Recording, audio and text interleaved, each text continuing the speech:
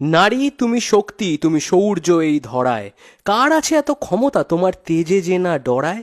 মানুষরূপী রাক্ষস যারা খামচে খেলো তোমায়, পড়বে শিকল তারা এই দেশ যদি না ঘুমায়। জানি ঘুমাবে না এই দেশ, এটা ন্যায় বিচারের রেশ।